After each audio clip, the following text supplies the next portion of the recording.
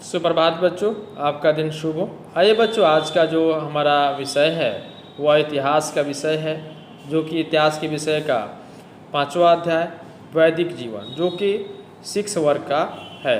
तो पिछले वीडियोज़ में भी बच्चों वैदिक जीवन पे हम लोग चर्चाएँ की हैं। आप लोगों से हमारी आशाएं और उम्मीदें जो है बधी हुई हैं। आप लोग घर पर रहें, सुरक्षित रहें और अच्छे ढंग से वीडियोज़ के माध्यम से पढ़ते रहें।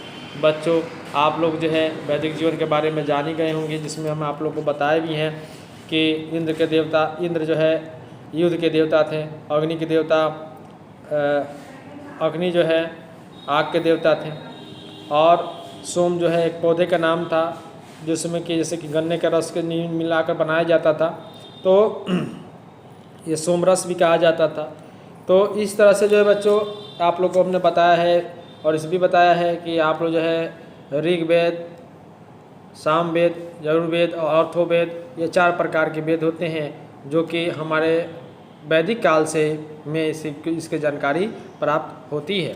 आइए बच्चों आगे आज चलते हैं, और जो है आज जो है आप लोग को सामाजिक व्यवस्था के अंतर्गत जो है वैदिक अंकुर, वैदिक काल में विज्ञान के अंकुर के बारे में चर्चाएं करेंगे। उसके बाद प्रश्न उत्तर को जो है आपको जो है लिखवाने और समझाने का हम प्रयास करेंगे।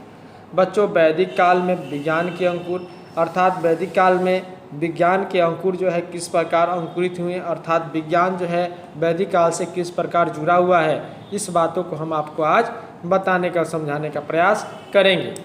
देखिए, वैदिक काल के लोग सूर्य तथा चंद्रमा से परिचित थे। वे पूरे तारामंडलों के अस्तित्व से भी परिचित थे। वे जानते थे कि 12 महीनों का एक वर्ष होता है। उन्हें गणित का ज्ञान था। जड़ी बूटियों, विशेष मलहमों, जल चिकित्सा आदि उपचार विधियों के बीमारियों का इलाज करना जानते थे। वैदिक काल के चिकित्सक नेत्र, हृदय, पेट, फेफड़े तथा त्वचा के रोगों और ज्वर से परिचित थे। बच्चों, आप लोग सुश्रुत का नाम सुने होंगे। सुश्रुत जो है वे एक प्रकार के जो है बिहार के रहने वाले ही वैदिक काल के ही जो है वैदिक चिकित्सक थे।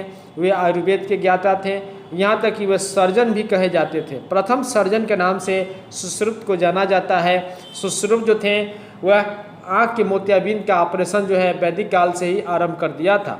आप लोग जानिए बच्चों, वैदिक काल के लोग चंद्र ग्रहण जैसे, सूर्य ग्रहण जैसे, या चंद्रगणना, सूर्यगणना, ये सब चीज़ों की जानकारियाँ उन लोगों को प्राप्त हो चुकी थी।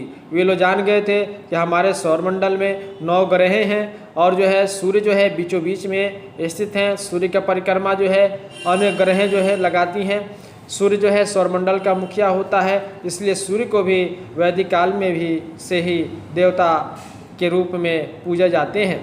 आप लोग जान जाइए बच्चों, वैदिक काल के लोग जो है ये वेद का ज्ञाता थे। वैदिक काल से ही सारे चीज़ों का, वेद का महत्व की जानकारियाँ हमें प्राप्त होती है। आइए, कह रहा है उपनिषद, अगला पॉइंट्स है उपनिषद और उनकी शिक्षा। उपनिषदों को, उपनिषदों का विशेष साहित्य का अंतिम ग्रंथ माना जाता है। प्लस निषद, यहाँ पे देखेंगे बच्चों, ध्यान से देखेंगे। उपनिषद का संधि विच्छेद किया गया है, आप लोग इसे निश्चित रूप से फिर कॉपी में लिख लेंगे। उप जो निषद का अर्थ होता है समीप बैठना। उप जो निषद मतलब उपनिषद, उपनिषद का अर्थ होता है समीप बैठना। उपनिषद का अर्थ होता है कि गुरु अपने पैरों के पास बैठे शिष्यों के समक्ष जो ज्ञान देता था, उसे उपनिषद कहा गया है। इसे ध्यान से नोट कर लेंगे बच्चों। इस प्रश्न को जो है हो सकता है तो जो है एग्जाम में पूछा जाए, या हम भी जो है इस प्रश्न को आप लोगों से पूछ सकते हैं कि उपनिषद का अर्थ क्या होता है। तो उपनिषद का अर्थ यह होता है कि गुरु अपने पैरों के पास बैठे शिष्यों के समक्ष जो ज्ञान देता था, उसे उपनिषद कहा गया है। उपनिषदों की संख्या 108 है। इस पर भी ध्यान देंगे बच्चों। उपनिषदों की संख्या जो है 108 है। इसमें से सबसे प्रमुख बृहदारण्यक उपनिषद एवं छंदोग्य उपनिषद है। उपनिषद के अनुसार आत्मा ब्रह्म है, ब्रह्मा आत्मा है। उपनिषद बताता है कि हर वस्तु में आत्मा होती है, जो एक शरीर के विनाश अर्थात मृत्यु के बाद दूसरा शरीर ग्रहण करती है, अर्थात पुनर्जन्म होता है। शांडिल्य, याज्ञवल्क्य और उद्दालक जो उपनिषदों में सबसे ज्ञानी बताया गया है। उपनिषदों में कर्म की प्रधानता बताई गई है। कर्म की प्रधानता के विचार भारतीय धर्मों का एक बुनियादी सिद्धांत बन गया है।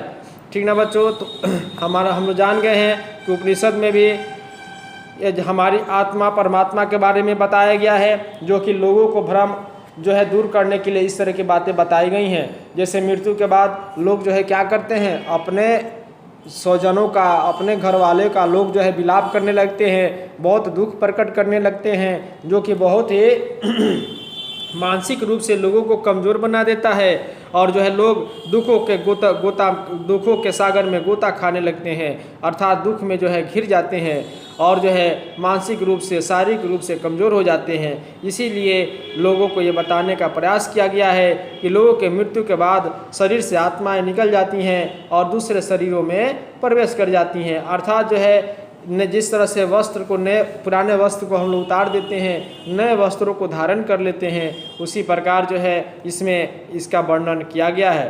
तो हाँ, जो भी बात आप लोग को बच्चों हम लोग उपरोक्त बातें बताई हैं, इस चीज़ों को आप लोग घर पे किताब के माध्यम से पढ़ने का और समझने का प्रयास करेंगे। और मिलते हैं अगले वीडियोज़ में बच्चों, तब तक के लिए धन्यवाद। जय हिंद, जय भारत।